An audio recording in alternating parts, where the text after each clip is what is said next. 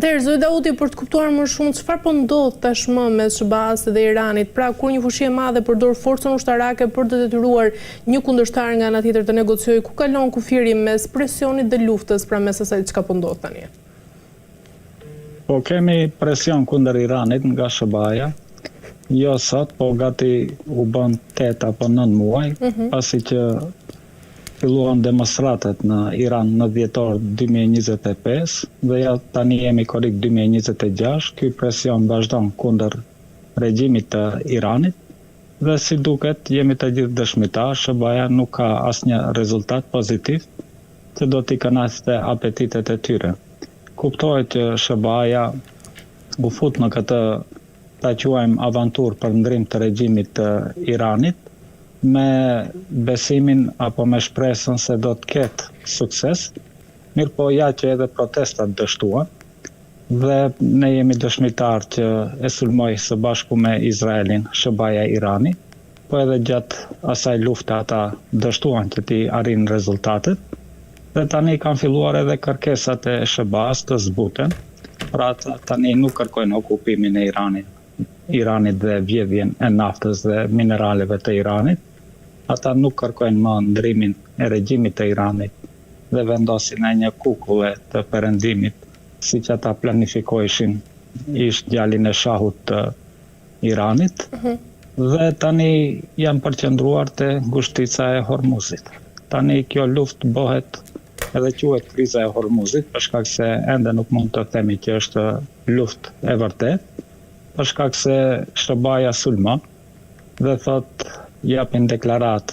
shtabi i përgjithshëm i ushtrisë së SBA-s dhe thuajnë që i përfunduan për sot sulmet. Mandej fillon të sulmoj Irani po ashtu dhe ata thuajnë që për sot përfunduan. Pra mund ta shiqojmë që është një eskalim i kontrolluar, se ku është qëllimi ne sakt nuk mund ta di.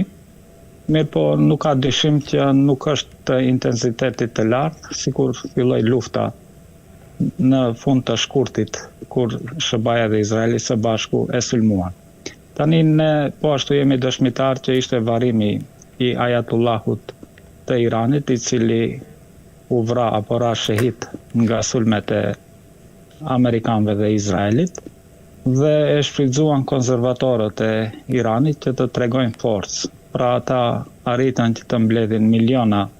Iranas, po jo vetëm Iranas, edhe në Irak, ku ka mbështetje të madhe Irani,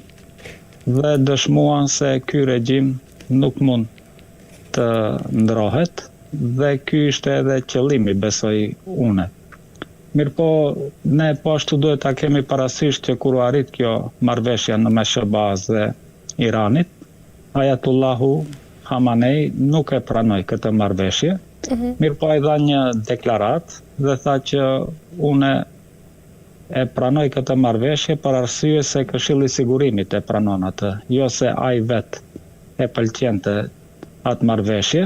dhe ju dha një shans, sidomos presidentit të Iranit, i cili e nënshkruajti atë marrëveshje së bashku me Trumpin, që nëse gjërat shkojnë negativisht, apo nëse sulmet vazhdojnë, apo pikat nuk përmbushen, atëherë përgjegjësinë do ta mbajë presidenti i Iranit. Dhe si duket tani, qeveria e Iranit është një pozitë shumë të vështirë, për shkak se ishte insistimi i tyre që të arrihet një marrëveshje, një armpushim.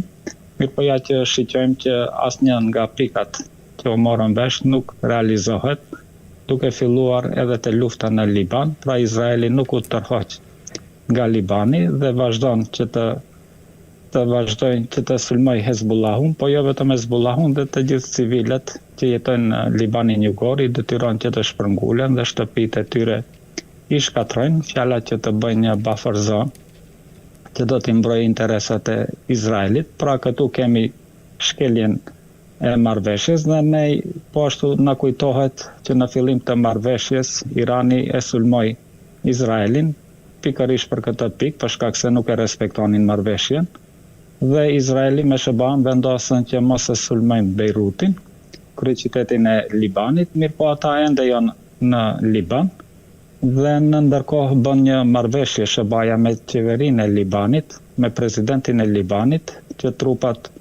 izraelite indirekt të mbeten në Liban, dhe kjo ishte një thyrje e marrëveshjes me Iranin.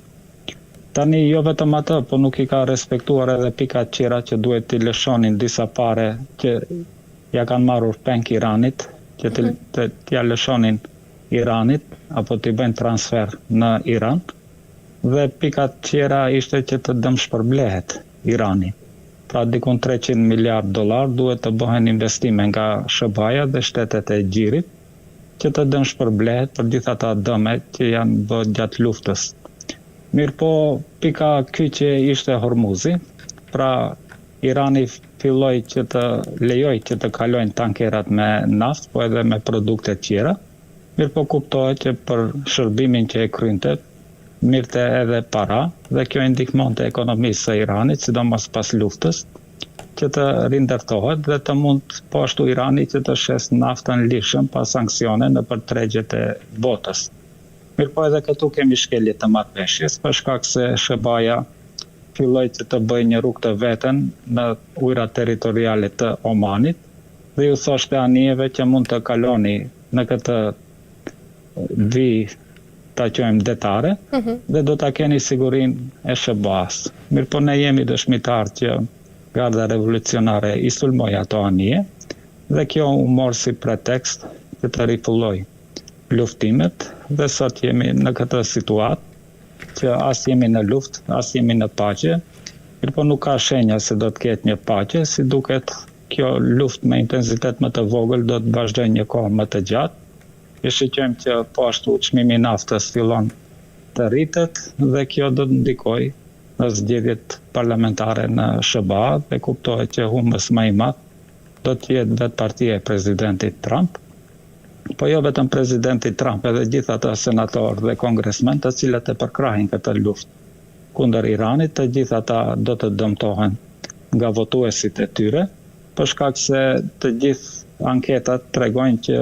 SBA-ja apo popullata e SBA-s është kundër kësaj lufte, është kundër që të intensifikohet kjo luftë dhe posaçërisht janë kundër që të shkojnë trupat toksore amerikane apo kombësëria të hyjnë në Iran. Dhe duke pasur parasysh që temperaturat janë shumë të larta tani, në Hormuz dikon mbi 50 gradë është temperatura, jemi në korik,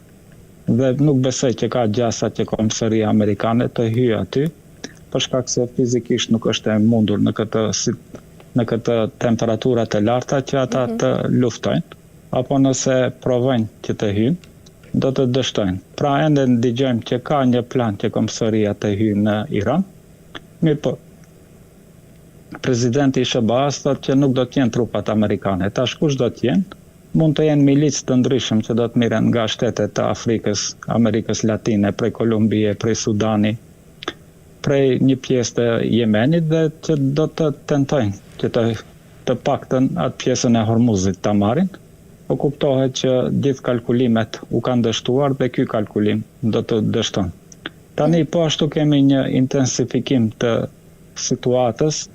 në kuptimin që edhe Jemeni mund të hyjë në këtë luftë dhe Jemeni po ashtu kërcënohet që do ta bllokojë detin e Kuq dhe kjo kuptohet që do të arrit edhe më shumë çmimin e naftës dhe do ta thellojë krizën ekonomike botërore dhe si duket pasojat do të jenë afatgjate. Pse hyn Jemeni në luftë? Për shkak se para disa ditëve u sulmua aeroporti i Jemenit në Sana, për shkak se aty duheshte të zbres apo ateroj një aeroplan nga Irani, dhe ata e bombarduan aeroportin që t'ju japin mesazh iranësve që nuk guxoni që me aeroplanët tuaj të zbritni në aeroportin e Jemenit dhe kuptohet që Jemeni tha që prej sot e tutje nuk vlen më marrëveshje me Arabinë Saudite dhe ata e sulmuan Arabinë Saudite dhe ka mundësi që të përshkallëzohet edhe lufta Jemeni dhe Arabia Saudite, të përkundtojmë ndjekësi që ajo luftë zgjati dikun 10 vite